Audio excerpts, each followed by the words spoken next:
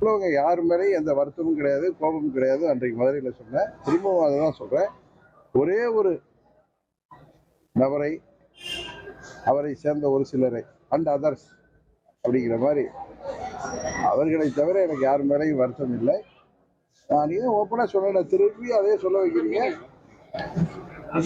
அதிமுக சார்பாக முதல்வர் வேட்பாளரை நாங்கள் எல்லாம் ஏற்றுக்கொள்கின்ற வேட்பாளரை அறிவிக்கின்ற பட்சத்தில் எங்களுக்கு ஒன்றும் பிரச்சனை இல்லை. ஒண்ணும் எடப்பாடி அவங்க மாத்திட்டாங்கன்னா முடிஞ்சு, அவ்வளவுதானே. உங்களுடைய மீண்டும் கூட்டணி நினைஞ்சிருவீங்களா? நான் அன்னைக்கு கிளியரா சொன்னேன். ஒரே ஒரு, நான் எத்தனை முறை சொல்றேன், நம்ம தாய்மொழியில தானே சொல்றேன்.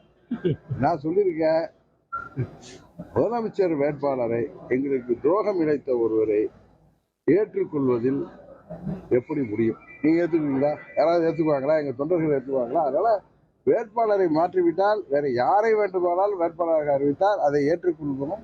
உறுதியாக நாங்கள் கூட்டணிக்கு மீண்டும் வருவோம். நீங்க வந்து ஏத்துக்கிட்டு தானே சார் இருந்தீங்க சில மாதங்களா? இப்பதானே இந்த முடிவாக மாத்திருக்கீங்க.